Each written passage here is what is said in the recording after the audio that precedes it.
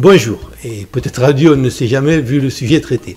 Notre pseudo-république, sous son humanisme de façade dégoulinant de bons sentiments, est en fait une construction purement idéologique, d'autant plus malsaine qu'elle prétend s'affranchir de l'ordre naturel et que si elle peut faire illusion un moment en ramant contre le courant, au moindre signe de fatigue, elle se fait, comme c'est le cas actuellement, emportée par ce dernier. La notion hors sol de citoyen ouvre la porte à toutes les dérives aboutissant à l'absurdité, sauf peut-être en physique quantique, de pouvoir être dedans et dehors à la fois, comme c'est le cas des binationaux. Si les juifs sont sans conteste et parfois leur corps défendant parmi les précurseurs de ce communautarisme qui détruit notre société et se répand comme une plaie touchant à présent les races, les religions, les régions, les orientations sexuelles, les habitudes alimentaires, au point que ce qui fut un pays ne sera bientôt plus qu'un conglomérat de factions qui se regarderont en chaîne de faïence jusqu'à ce que la charia vienne mettre tout le monde d'accord, on ne peut pas pour autant leur jeter la pierre, ni à eux ni aux autres, car s'ils sont entrés, c'est que la porte était ouverte. On ne peut pas être pareil et différent à la fois. Les juifs, comme d'autres, ne sont pas que français et on ne peut pas simultanément, comme le CRIF et consorts, les mettre à part en faisant déclarer à Manuel Valls en transe qu'ils sont l'avant-garde de la République et refuser de les traiter différemment dans les cas peu nombreux mais réels où cette différence qu'ils revendiquent eux-mêmes cesse d'être une valeur ajoutée pour devenir problématique. Par exemple, en osant limiter leur influence et en leur barrant l'accès à toutes les positions, médias, politiques, presse, dans lesquelles ils pourraient influencer l'opinion dans un sens pouvant favoriser une puissance étrangère ou en vue d'obtenir des avantages communautaires. Le tout au nom d'un principe élémentaire de précaution qu'on devrait étendre à tous les binationaux, faute de volonté politique de tous les déchoirs d'une nationalité française qui, pour avoir un sens, ne saurait se partager. Faute de quoi on pourrait se retrouver avec un ministre des Affaires étrangères, potentiellement israélien de par la loi du retour, prenant des décisions graves concernant le Moyen-Orient où Israël est, et pour cause, largement impliqué. Un ministre qu'on pourrait imaginer prompt à verser du sang, contaminé ou non, en soutenant et armant par exemple des groupes terroristes, disant qu'ils font du bon boulot, suscitant dans la foulée un certain nombre de vocations chez des aspirants djihadistes rêvant d'aller en Syrie. Ministre qu'on pourrait même imaginer, soyons fous, ami proche de Shimon Peres et faisant dans son temps libre des conférences aux États-Unis sur la sécurité d'Israël. Toute ressemblance avec des personnes existantes ou ayant existé est bien sûr purement fortuite, mais sachant qu'il devrait être possible dans un pays de 65 millions d'habitants de trouver des personnes compétentes ne partant pas avec ce conflit d'intérêts potentiel et qui seraient ravis de palper une paye de ministre, est-on vraiment obligé de prendre ce genre de risque? D'autant plus que ceux qui pourraient être choqués par ce raisonnement le seraient certainement moins si je trouvais problématique de nommer un ministre binational franco-russe pour aller négocier avec Vladimir Poutine. Si le juif errant attirait naturellement une compassion qu'on retrouve derrière la volonté justifiée à l'époque de lui faire une place particulière en France, il ne faudrait pas oublier qu'il a de fait disparu à l'instant où Israël a été créé. Un Israël qui lui tend désormais ouvertement les bras si la façon dont il est traité ici ne lui plaît pas et dont c'est désormais le boulot de s'occuper de lui, comme ce serait celui de l'État français de s'occuper prioritairement des Français sans faire de distinction particulière ou de catégorie.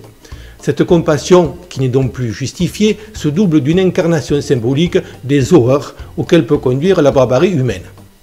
Là encore, il faudrait peut-être sortir de notre prison émotionnelle et faire un peu marcher notre tête afin de bien faire la distinction entre le symbole et l'incarnation injustifiée qu'on en fait de tous les juifs nés ou à naître qui, au mieux et pas tous, sont apparentés ou descendent des véritables victimes. Le cœur du problème, c'est la barbarie qui doit être dénoncée et non les victimes, lesquelles, si on doit bien évidemment les honorer et prendre en compte leurs souffrances, n'ont en tant que telles, qu'elles soient juives ou autres, d'autres particularités que d'avoir été au mauvais endroit, au mauvais moment, indépendamment de leur qualité propre, pouvant statistiquement varier du clone de Mère Teresa à celui de Marc Dutroux.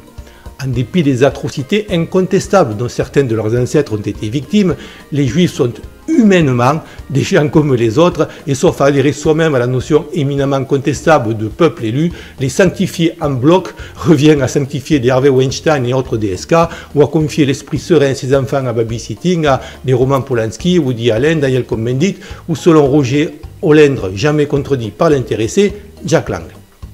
En outre, il semble totalement injuste de faire peser sur les épaules des nouvelles générations juives le poids d'un holocauste de notre temps et l'idée absurde à rendre n'importe qui paranoïaque qu'à chaque fois qu'on les critique pour ce qu'ils font, on voudrait en fait les mettre dans des fours pour ce qu'ils sont. À cette victimisation à outrance faite sur mesure pour activer notre insatiable besoin de repentance, émanation de substrats catholiques castrés par la République, toujours pas remis d'une affaire Dreyfus qui a fort à propos éradiqué nos réflexes naturels de défense, se rajoute une complexité sémantique et des abus de langage énormes qui mettent une certaine élite juive qui s'autoproclame à tort comme représentante et représentative d'une communauté à l'abri de toute critique argumentée, laquelle est toujours susceptible d'être tordue pour la faire passer pour haineuse ou antisémite. On pourrait croire que le judaïsme est une religion. Ce n'est pas faux, mais ce n'est pas que cela, et faute de disposer d'un terme distinct qui ne couvre que cet aspect, par exemple, pourquoi pas judaïste, les pratiquants de la dite religion sont traités de manière privilégiée par rapport aux autres croyances que l'on peut piétiner, elles, en toute impunité. Surtout la catholique, l'islam jouant aussi un peu sur la confusion entre la religion et les peuples qui la pratiquent. Possibilité de critique qui est pourtant la moindre des choses dans un État qui se dit laïque.